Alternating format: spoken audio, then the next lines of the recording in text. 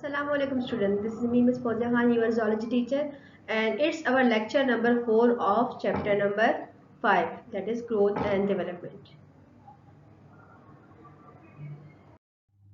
From growth and development. ये chapter number 5 है आपकी बुक का। इसके हम 2 लेक्चर ऑलरेडी कर चुके हैं और आज हम 3rd लेक्चर स्टार्ट कर रहे हैं। तो हमारा आज का टॉपिक है वो है cell differentiation and its mechanism. What is cell differentiation? Cell differentiation is a process in which a cell changes from one cell type to another. वो प्रोसेस जिसमें सेल जो है अपने आप को चेंज करता है, एक टाइप से दूसरे टाइप में चेंज करता है अपने आप को, या अपने स्ट्रक्चर में चेंजिंग लाता है, कुछ मीन्स चेंजिंग आती है, उसको हम बोलते हैं सेल डिफरेंशिएशन। सेल डिफरेंशिएशन जो है जो ये होती क्यों है, क्या वजह होती है कि सेल अपने आप को चेंज करता है? तो जो मेन वजह है ये है कि वो अपने आप को मोर स्पेशलाइज्ड बनाने के लिए, मोर स्पेसिफिक बनाने के लिए जो चेंजिंग अपने लाता है, ठीक है ना। डिफरेंशिएशन जो होती है, जो सेल आप एक दूसरे अपने आप को अलग कर रहा होता है, अपने आप को चेंज कर रहा होता है, तो ये बहुत टाइम होती है जब डेवलपमेंट हो रही होती है, डेवलपमेंट का प्रोसेस हो रहा होता है, तो बहुत दफा जो है सेल जो है अपने आप को चेंज कर रहा होता है। क्यों? क्योंकि एक मल्टी सेलुलर ऑर्गेनिज्म बनने के लिए, जैसे हमें पता है कि जब लाइफ स्टार्ट होती है, जब किसी भी ऑर्गेनिज्म की लाइफ स्टार्ट होती है, तो वो जो है एक सिंपल जायगोट, जो कि एक सिंगल सेल होता है, उससे स्टार्ट होती है। तो एक सिंपल जायगोट या सिंगल जायगोट से जो है एक कॉम्प्लेक्स सिस्टम जो है टिश्यू का बनाने के लिए या फिर सेल टाइप को में चेंज होने के लिए जो है बहुत दफा सेल को अपने आप को डिफरेंशिएट करना होता है। क्या मतलब हो उसका? जैसे कि हम डेवलपमेंट के प्रोसेस में पढ़ चुके हैं कि फर्टिलाइजेशन जब होती है, मींस जब गैमेट की फॉर्मेशन होती है, पहले गैमेट की फॉर्मेशन होती है, मेल गैमेट और फीमेल गैमेट्स। मेल गैमेट जो है स्पर्म और फीमेल गैमेट्स क्या है, ओवम। जब दोनों जो है आपस में, ये स्पर्म और ओवम क्या है, ये जो है हेप्लॉइड सेल है, ठीक है ना। Means half number of chromosomes इसमें है, हाफ नंबर ऑफ क्रोमोसोम इसमें है। तो जब ये इनका फ्यूजन होता है तो ये एक सेल बनाते हैं, इसको हम कहते हैं जायगोट, जो कि एक सिंगल सेल होता है और ये डिप्लॉइड सेल है, ठीक है ना। मींस इसमें कंप्लीट सेट ऑफ क्रोमोसोम होते हैं, ठीक है ना। हाफ सेट जो है से स्पर्म से आते हैं और हाफ सेल जो है क्रोमोसोम नंबर जो है वो ओम से आते हैं। मींस में 46 नंबर ऑफ क्रोमोसोम होते हैं। तो ये एक सिंगल सेल है, ठीक है ना। फिर इस सिंगल सेल से जो है मल्टी सेलर ऑर्गेनिज्म में चेंज होता है, ये इसमें डिवीजन होती है फर्दर। जब हमने कहा था क्लीवेज है, इसमें डिवीजन होगी कि एक सेल 2 में डिवाइड हो रहा है, 3 में डिवाइड हो रहा है। तो मींस कहने का मतलब ये कि लाइफ स्टार्ट हुई एक सिंगल सेल से, फिर वो कन्वर्ट हो गया एक, इससे जो है एक कॉम्प्लेक्स लिविंग ऑर्गेनिज्म बन गया। अगर हम ह्यूमन की बात करें तो आज अगर हम अपनी बात करें तो हमारी बॉडी में ट्रिलियंस ऑफ सेल है, ठीक है ना। Millions and trillions of cell है हमारे बॉडी में। मतलब एक सिंगल सेल से जो है हमारी लाइफ स्टार्ट हुई थी, अब वो हमारी बॉडी जो इतनी कॉम्प्लेक्स हो गई कि ट्रिलियंस ऑफ सेल बन गए उससे। तो इवन हम अपनी बात नहीं भी करें, छोटा सा बेबी जब होता है, जब उसकी बर्थ होती है, तो तब उसकी बॉडी में जो है उसमें ट्रिलियंस ऑफ सेल होते हैं, लेकिन वो एक सिंगल सेल से जो है बने होते हैं सारे सेल।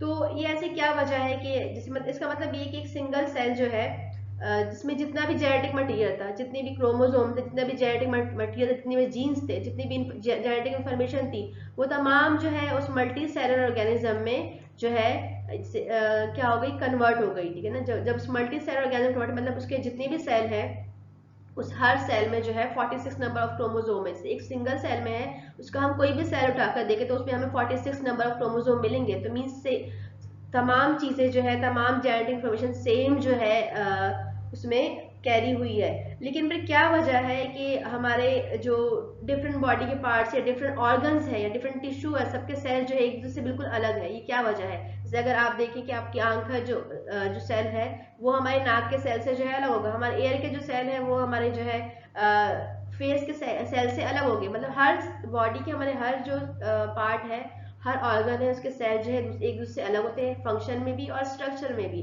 तो ये ऐसा क्या हुआ कि ये सारे जो है एक सिंगल जायगोट से जो है बने हैं, लेकिन सब में इतना डिफरेंशिएशन कैसे आया और ये कैसे पॉसिबल हुआ? तो ये तमाम इन इन चीजों को जो है हम बोलते हैं सेल डिफरेंशिएशन। मतलब सेल का जो अपने आप को चेंज करना स्ट्रक्चर में और डिफरेंट डिफरेंट फंक्शन करना, कि हमारे हर सेल का फंक्शन भी अलग है। हमारे आई के सेल का फंक्शन अलग है, हमारे नोज के सेल का फंक्शन अलग है, हमारे लिवर के सेल का फंक्शन अलग है, हमारे हार्ट के सेल का फंक्शन अलग है। तो ये अपने आप को जो डिफरेंशिएट करते हैं, अपने आप को अलग करते हैं स्ट्रक्चरली भी और फंक्शनली भी, इसको बोलते हैं सेल डिफरेंशिएशन।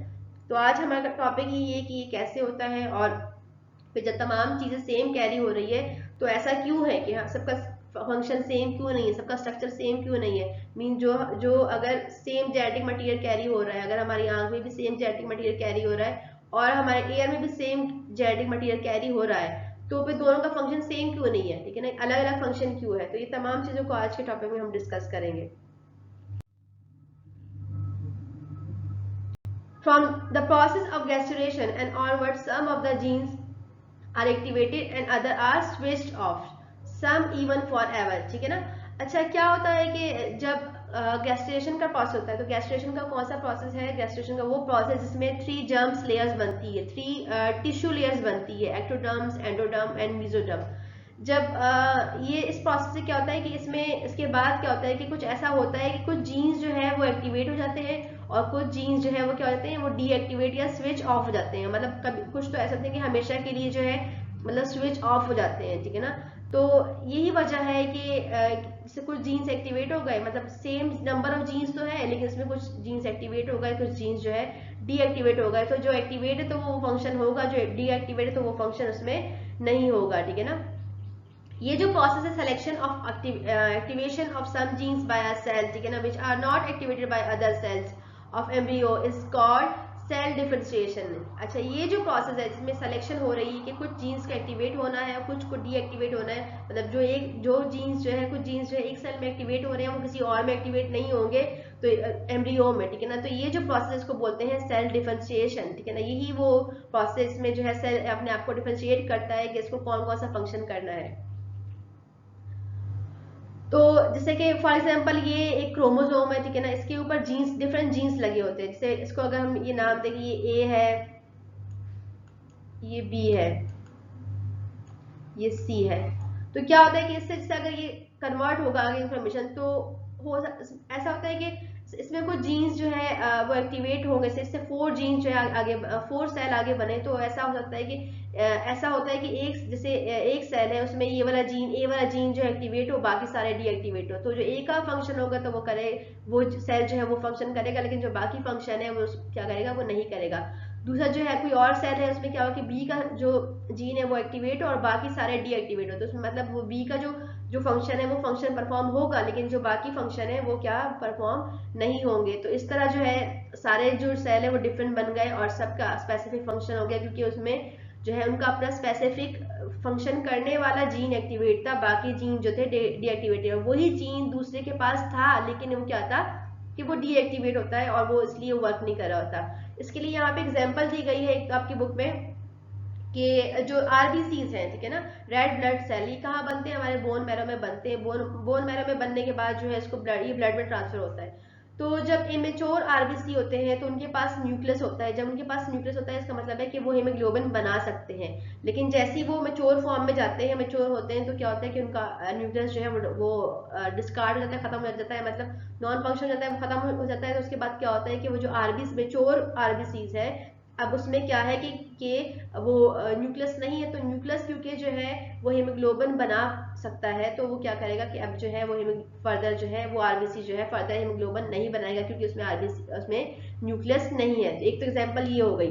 अच्छा, दूसरी एग्जांपल ऐसी है कि जैसे कि हमारे बॉडी में जितनी भी सेल है, हमारे बॉडी में क्या सबके पास जो है इंसुलिन बनाने वाला जीन्स है, क्योंकि वो उसे जेनेटिक इन्फॉर्मेशन में ट्रांसफर होकर उसको मिला है, ठीक है। लेकिन क्या होता है कि क्या हमारे बॉडी के तमाम सेल इंसुलिन बनाते हैं, तो लेकिन नहीं, क्यों, क्योंकि इन सबके पास क्या है, इंसुलिन बनाने वाला जीन जो है डीएक्टिवेट है। अच्छा, किसके पास सिर्फ एक्टिवेट है, पेनक्रियाज के पास जो है, पेनक्रियाज जो है हमारा जो है इंसुलिन जो है बनाता है, ठीक है ना। तो इंसुलिन क्या पेनक्रियाज के सारे सेल बनाते हैं, तो नहीं, ऐसा नहीं है, उसके भी कुछ स्पेसिफिक सेल, इससे बीटा सेल कहते हैं। तो बीटा सेल में जो है इंसुलिन बनता है, क्योंकि इंसुलिन का जो बनाने वाला जीन जो है वो बीटा सेल में एक्टिवेट है। बाकी जितने भी पेनक्रियाज के सेल है या बॉडी के जितने भी सेल है उनके पास इंसुलिन का जीन तो है, लेकिन क्या है कि वो डीएक्टिवेट है, इसलिए जो है वो इंसुलिन नहीं बनाता। सिर्फ इंसुलिन जो है हमारे पेनक्रियाज की बीटा सेल जो है ही बनाते हैं। Okay, a number of experiments indicate that cells, even after being differentiated, do not loss any of their genetic information, ठीक है ना। अच्छा, बहुत सारे एक्सपेरिमेंट किए गए जिसके जिसके बाद जो है साबित हुआ, ये पता चला कि सेल अगर डिफरेंशिएट हो भी जाते हैं, मतलब अलग अलग जो है वो स्ट्रक्चर उनका बनता है, अलग अलग फंक्शन परफॉर्म करते हैं, लेकिन उनमें जो, क्योंकि वो सारे जीन्स कैरी करते हैं तो उनके सारे जेनेटिक इंफॉर्मेशन जो है लॉस नहीं होती, उनमें रहती है, ठीक है ना। लेकिन क्या होता है कि जो जीन एक्टिवेट है वो वाला फंक्शन वो करेगा, जो डीएक्टिवेट है वो वर्क नहीं करेगा, लेकिन उसके जेनेटिक इन्फॉर्मेशन उसके पास होगा। तो क्या एक्सपेरिमेंट हुआ था, एक्सपेरिमेंट एक साइंटिस्ट थे जॉन गॉर्डन, जिन्होंने एक्सपेरिमेंट किया था। एक्सपेरिमेंट उन्होंने क्या किया था कि उन्होंने एक अनफर्टिलाइज ओवम लिया है, एक फ्रॉग का, फीमेल फ्रॉग का जो है अनफर्टिलाइज एग लिया, मतलब ओवम लिया। अनफर्टिलाइज मीन्स वो ओवम लिया जिसमें अभी स्पर्म एंटर नहीं हुआ था, इसमें फर्टिलाइजेशन नहीं होती। तो अच्छा, उसका ओवम लिया, ओवम में क्योंकि साइटोप्लाज्म भी होता है और जो है क्या है, और न्यूक्लियस भी होता है, तो उसका न्यूक्लियस जो है रेडिएशन के जरिए डिस्कार्ड कर दिया गया और सिर्फ क्या रह गया, साइटोप्लाज्म रह गया। साइटोप्लाज्म जो है क्योंकि न्यूक्लियस की जरूरत नहीं थी तो उसकी साइटोप्लाज्म जो है उन्होंने ले लिया। फिर उन्होंने सेम स्पीशीज का एक टैडपोल का इंटेस्टाइन का सेल लिया, ठीक है। इंटेस्टाइन का सेल जो है क्योंकि इंटेस्टाइन जो है रिप्रोडक्शन में हेल्प नहीं करता, लेकिन इसलिए उसका सेल लिया। जब उसका सेल लिया तो उसका जो न्यूक्लियस था उसको रिमूव किया, मतलब उसको निकाला, और जिसका साइटोप्लाज्म था उसको क्या कर दिया, उसको डिस्कार्ड कर दिया था, क्योंकि इसका साइटोप्लाज्म नहीं चाहिए था। साइटोप्लाज्म हमारे पास ऑलरेडी जो है अवेलेबल है, किसका, फ्रॉग की फीमेल ओवम का, ठीक है ना। इसमें हमने न्यूक्लियस रिमूव कर चुके हैं, ठीक है ना। अब उसमें क्या उन्होंने क्या किया कि ये जो है न्यूक्लियस जो है इस साइटोप्लाज्म में जो है इंडक्ट कर दिया। जब इंडक्ट कर दिया गया तो ये इसमें साइटोप्लाज्म भी आ गया और न्यूक्लियस भी आ गया। साइटोप्लाज्म कहाँ का था, ओवम का था, और न्यूक्लियस किसका था, इंटेस्टाइनल सेल का था, ठीक है। तो ये जो अब जो न्यू सेल बना है तो उसने बिहेव किया एज अ जायगॉट, ठीक है ना। जायगॉट से बिहेव किया मीन्स अभी डिप्लॉयड बन गया, अब से फर्दर इसमें डिवीजन हुई, मीन्स क्लीवेज के जो स्टेजेस है वो हुए कि सेल डिवाइड हुआ, फिर डिवाइड हुआ, फिर और डिवीजन हुई। तो क्या हुआ कि एक नॉर्मल डेवलपमेंट होना स्टार्ट हो गई, और क्या हुआ एट द एंड जो है से एक टैडपोल जो है बन गया। उसके बाद वो टैडपोल जो है एक नॉर्मल फ्रॉग में जो है कन्वर्ट हो गया, मतलब जो है एक नॉर्मल फ्रॉग बन गया। तो ये जो एक्सपेरिमेंट हुआ इससे ये इंडिकेट करता है कि जो न्यूक्लियस है वो डिफरेंशिएटेड सेल का, ठीक है ना, जो सेल मतलब जो इंटेस्टाइनल सेल था कि वो डिफरेंशिएट हो चुका था, उसमें वो जीन्स जो एक्टिवेट थे जो कि इंटेस्टाइन के वर्क करते हैं, और सारे इसमें इंफॉर्मेशन तो थी, लेकिन वो जो है डीएक्टिवेट थे। लेकिन वो जो न्यूक्लियस था उसमें क्या था, उसने उस न्यूक्लियस ने जो है कोई भी जेनेटिक इंफॉर्मेशन जो है लॉस नहीं की थी, उसमें तमाम जेनेटिक इंफॉर्मेशन जो है अभी भी मौजूद थी, ठीक है ना। फिर जब उसको साइटोप्लाज्म में डाला गया तो उसने सेम वैसे ही अपने वो सारे उसके जीन्स जो है एक्टिवेट हो गए, वो जीन्स भी एक्टिवेट हो गया जिसमें रिप्रोडक्शन इससे होती है, तो उससे एक नॉर्मल रिप्रोडक्शन हो गई। तो इस बात से ये बात साबित हुई कि अगर सेल डिफरेंशिएट होते भी है लेकिन वो अपने जेनेटिक इंफॉर्मेशन जो है लॉस नहीं करते। मैकेनिज्म ऑफ डिफरेंशिएशन, तो मैकेनिज्म क्या है, कैसे जो है डिफरेंशिएशन, जैसे हम बात करें कि डिफरेंशिएशन कुछ सेल जो है कुछ जीन्स जो है एक्टिवेट होते हैं, कुछ जीन्स जो है डीएक्टिवेट होते हैं, तो कैसा होता है। तो ये जो जीन्स जेनेटिक एक्सप्रेशन है, ठीक है ना, ये इसको इन्फ्लुएंस करता है कुछ साइटोप्लाज्मिक केमिकल कंपोजिशन। कुछ केमिकल्स ऐसे होते हैं साइटोप्लाज्म में जो कि जेनेटिक एक्सप्रेशन के ऊपर जो है असरअंदाज होते हैं।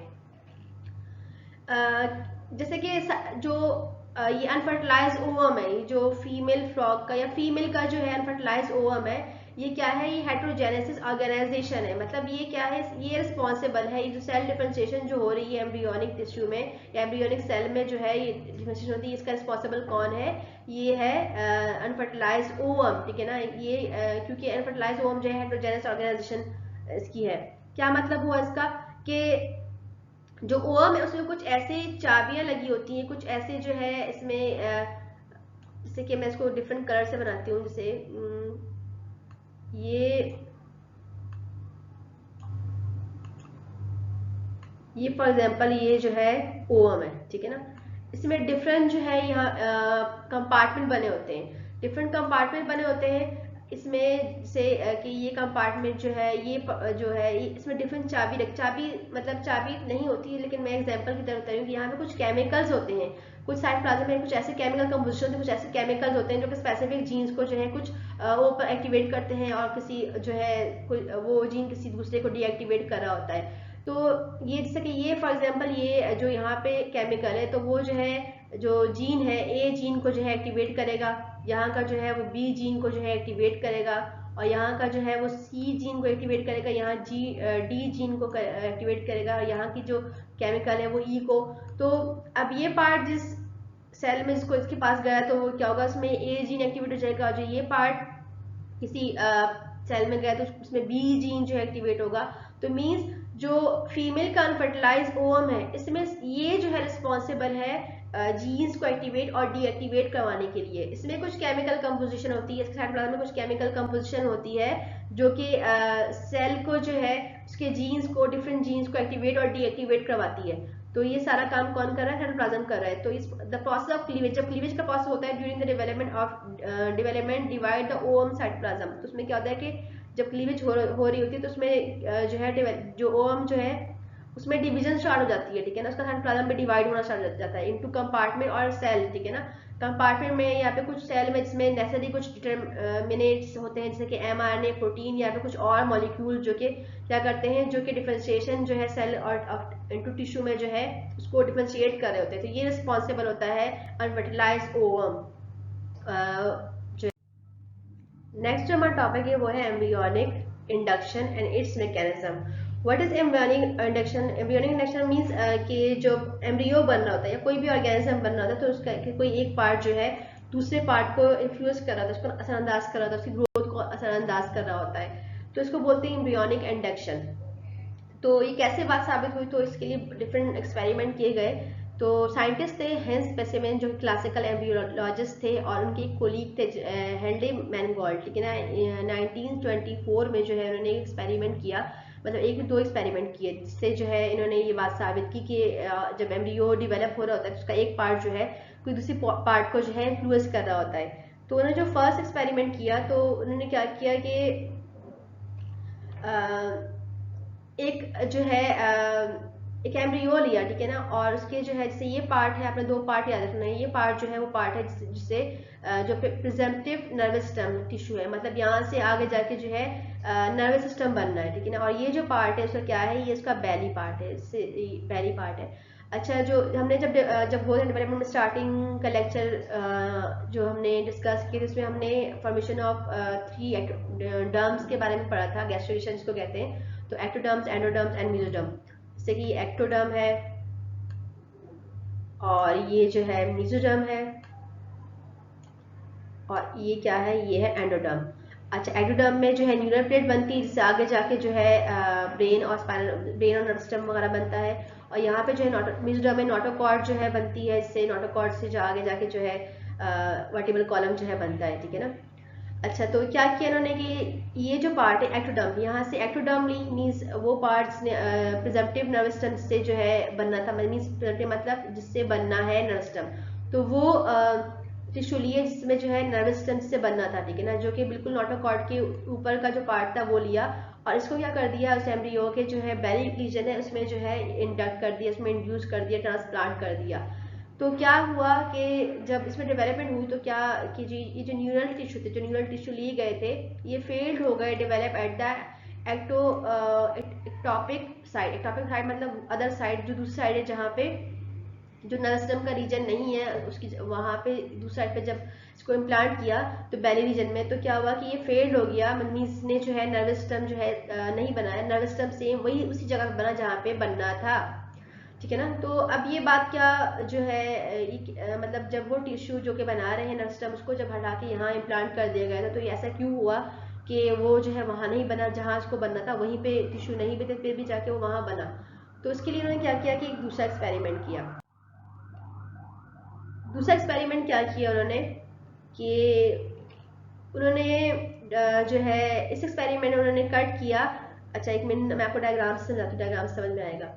तो उन्होंने क्या किया कि उस साइंटिस्ट ने क्या किया कि अब जो है, जैसे मैं दोबारा से यहाँ पे 3 लेयर्स बना देती हूँ, ये 3 लेयर्स है, ये जो है ये ऊपर जो है एक्टोडर्म है, सेंटर वाली मेसोडर्म है, और जो नीचे वाली क्या है, एंडोडर्म है। तो यहाँ पे न्यूरल प्लेट होती है जिससे आगे जाके जो है वो बनना होता है, नर्वस सिस्टम, और यहाँ पे जो है नोटोकॉर्ड होती है, जो नोटोकॉर्ड बनती है जिससे जो आगे जाके वर्टिबल कॉलम बनता है। तो अब इन्होंने इस एक्सपेरिमेंट क्या किया कि वो प्रिजम्पटिव मतलब वो लेयर या वो टिश्यू जिससे आगे जाके नोटोकॉर्ड बननी है, तो उसके जो है नोटोकॉर्ड का पार्ट लिया और उसको जो है उसके बेली रीजन में जो है क्या कर दिया, ग्राफ्ट कर दिया, ठीक है ना। प्रिसेप्टिव बेली एक्टोडर्म मतलब वहाँ पे जिसको क्या कर दिया, जो है इसको ग्राफ्ट कर दिया, इसको इंड्यूस कर दिया। तो जब डेवलपमेंट हुई तो क्या देखा उन्होंने कि यहाँ पे भी एक नर्वस सिस्टम बन गया और यहाँ पे जो था वो भी बन गया, ठीक है ना। अच्छा, तो ये क्या बात साबित हुई, इसका मतलब ये बात साबित हुई कि एक जो पार्ट है दूसरे पार्ट को इन्फ्लुएंस कर रहा है। मीन्स ये जो नर्वस सिस्टम तो इस पार्ट से बन रहा है, लेकिन इसको मैसेज कौन दे रहा है, इसका मैसेज जो है नोटोकॉर्ड प्रोवाइड कर रहा है। नोटोकॉर्ड इसको मैसेज देता है तो कि अपने नर्वस सिस्टम बनाना है तो वो नर्वस सिस्टम बनता है। क्योंकि हमने पहले एक्सपेरिमेंट में क्या किया था कि ऊपर का पार्ट लिया था तो उसके पास कोई मैसेज देने वाला कोई नहीं था। मैसेज जो है ऊपर, क्योंकि मैसेज जो दे रहा था वो ऊपर अपनी सही जगह पे था, तो उसने वहां मैसेज दिया, वहां पे नर्वस सिस्टम बना। लेकिन दूसरे प्रैक्टिकल में क्या किया कि दूसरे एक्सपेरिमेंट में जो है जो कि मैसेज दे रहा है, मैसेंजर जो है जैसे हार्मोन होते हैं वो मैसेज पास करते हैं, तो सेम यहाँ भी कुछ ऐसे केमिकल्स वगैरह होते हैं ऐसे जो कि मैसेज पास करते हैं। तो इस नोटोकॉर्ड को लेके वहां रखा, तो इस नोटोकॉर्ड ने जब वहां मैसेज दिया कि यहाँ पे नर्वस सिस्टम बनाओ, तो यहाँ पे नर्वस सिस्टम जो है बनना स्टार्ट हो गया, ठीक है ना। न्यूरल टिश्यू जो है वहां पे बन गए, ठीक है ना। तो इसके इससे बात से ये बात साबित हो गई कि एम्ब्रियो के जो है कुछ हर पार्ट जो दूसरे पार्ट को इन्फ्लुएंस कर रहा होता है, कुछ पार्ट ऐसे होते हैं जो कि दूसरे को इन्फ्लुएंस करता है उसकी ग्रोथ को। अगर आपको याद हो कि हमने जब डेवलपमेंट हम पढ़ रहे थे तो हमने बात की थी कि पहले जो 2 लेयर्स बनती है, ठीक है ना, उसमें उसको बोल देते हैं कि एपीब्लास्ट और जो है हाइपोब्लास्ट। तो एपीब्लास्ट जो है जैसे मैंने कहा था कि एपीब्लास्ट और हाइपोब्लास्ट, तो एपीब्लास्ट जो है ऊपर की लेयर थी और हाइपोब्लास्ट जो है नीचे की लेयर थी।